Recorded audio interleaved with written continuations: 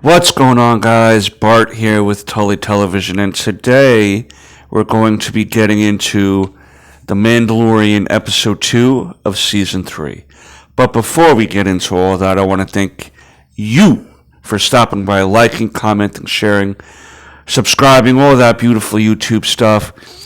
But let's get into it. The Mandalorian Season 3, Episode 2, The Mines of Mandalore. Written by Jon Favreau, stars Pedro Pascal as the Mandalorian Din Djarin, Kate Sackhoff as Bo-Katan, and Amy Sedaris as Peli Motto, our Tatooine mechanic character that we've seen throughout the previous two seasons.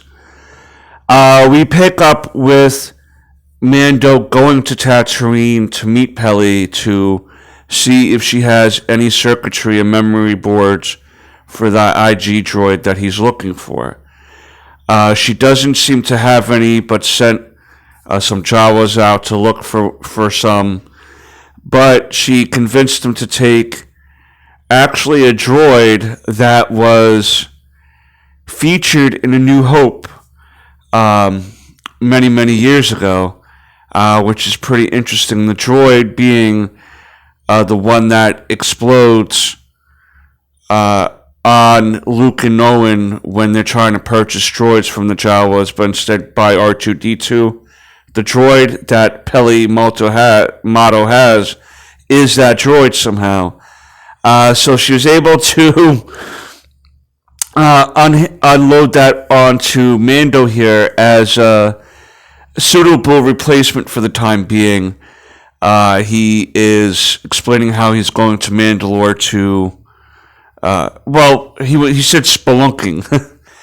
And so he took it, even though he was not exactly set on this droid being the best, but he had to have some sort of droid there to read the air quality and stuff like that in order for him and Grogu to go on to the actual surface of Mandalore.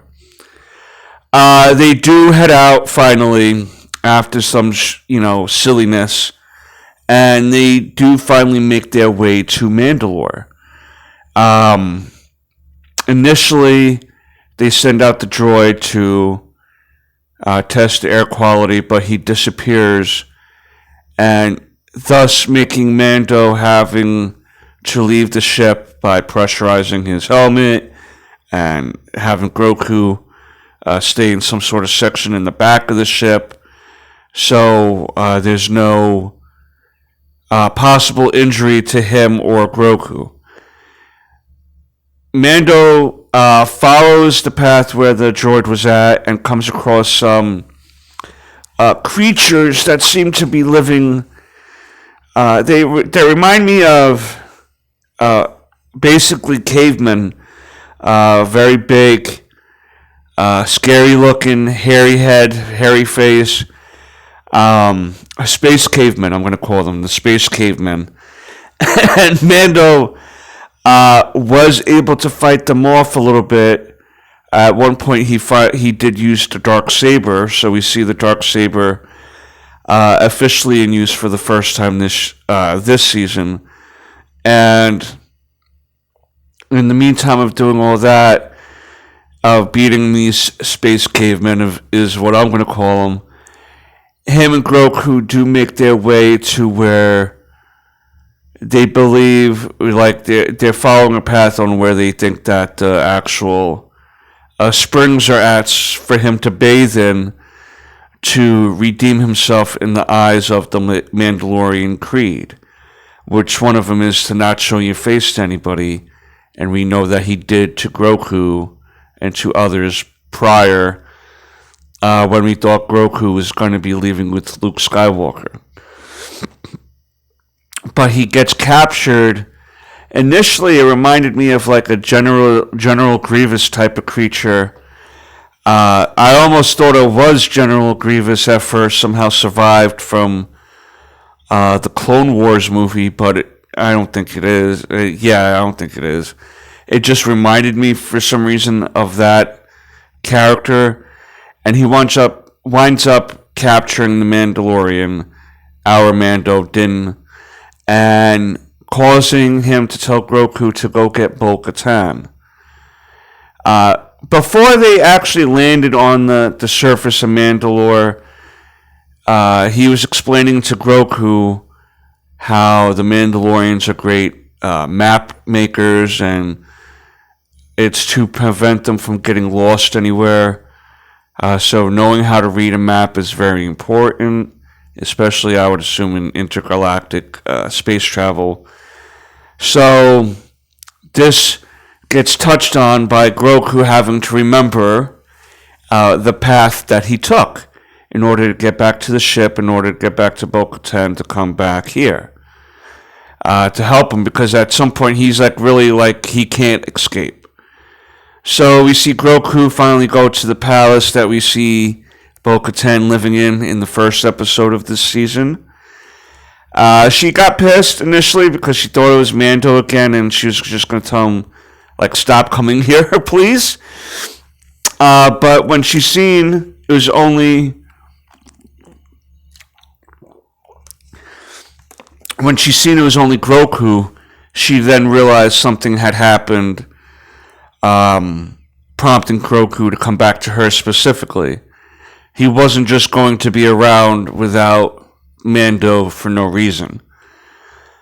She reads where they were last located at, goes back to Mandalore with Grogu, back to where our Mandalorian is at that we're following, and she was able to fight off this creature twice, because at one point he had a detachable head and attached it to a bigger mechanical body, like a spider-like creature, and she was able to defeat that version of himself as well, using the dark saber.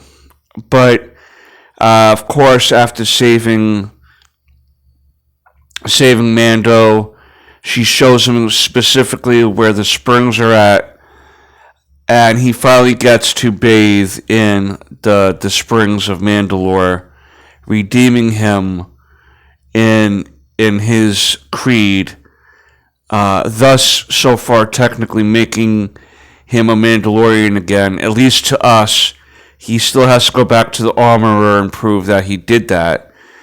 But as he went down, he got lost, and Bo-Katan had to dive into him and save him once again.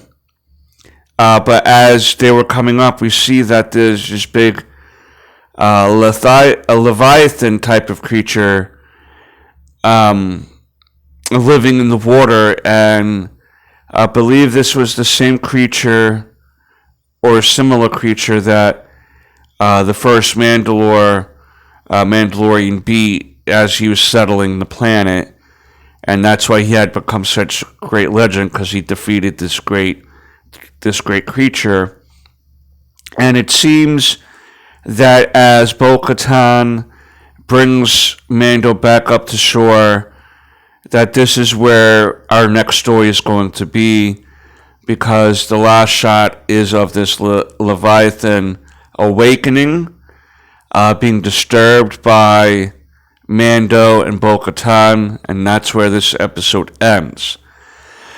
This episode was an okay episode. It was a little too dark for me throughout the episode, visually anyway. I mean, I get we're in a cave setting. You can't really have much light in there, I guess. You're trying to make it realistic as much as possible, but I think this was more of a budget-saving episode than anything else, because even the space cavemen, so to speak, seem to be more practical effect than CGI.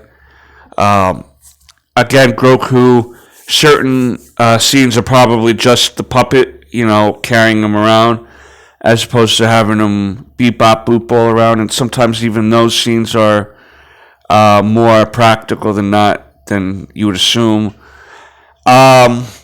it's not a bad episode. I just feel like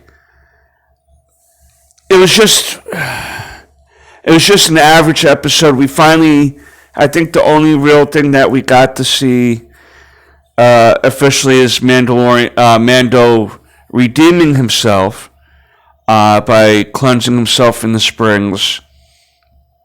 But we're going to see where the fate of the Darksaber lands for this season, because that weapon has a lot of history behind it, and I should probably do a history of the Darksaber video for this channel, being it's probably going to be a little bit more seen and shown this season. It's a long history and sometimes confusing, because you're supposed to win the Darksaber in combat, but sometimes people who've had the Darksaber when they were defeated by characters still had the Darksaber. But the Armorer believes that the reason why Bo-Katan failed in leading Mandalore was because she didn't properly earn the Darksaber, as opposed to Mando, who beat Moff Gideon, winning the Darksaber. I mean, it's a good episode. I'm not going to say it's not a good episode. It does set up the story on where we're thinking we're going next. We do learn a little bit more about the planet Mandalore, if you're unfamiliar with it, or if people haven't watched the animated series. A lot of that history of Mandalore happens on those shows. Yeah, decent episode. I enjoyed the first episode a little bit better, of course, because, they're trying to get you into it, so it's going to be a little bit more flashy, a little bit more of a spectacle to watch. This seems kind of more of a filler episode, not much happening. Definitely setting up more for down the road in the next few weeks. And definitely an episode where I feel like they were trying to save the budget a little bit. Because visually it was very dark. A lot of practical effects, I think. Or it seemed to me more practical effects than not. But it doesn't take away from the anticipation. If you are someone who's very claustrophobic, this is going to give you the heebie-jeebies, being in these tight spaces in the caves and stuff. Maybe not being able to breathe the fresh air. You start mind-effing yourself with it. If you're not big in dark spaces or this or that too. But yeah, decent episode. Not my favorite, but we'll see how the rest of the season goes. The first episode was great. This episode was average. I'm hoping that not every other episode is average from here on out. I understand some have to be average, or some have to be more exposition than action. And, this was more definitely an exposition episode. So that's my review on this episode of The Mandalorian. Let me know what you think down below. What has been some of your favorite parts of this show? Let me know down below. Or you're not even watching, you just gave up on Star Wars, which I don't blame you. But until next time, peace, Snookums.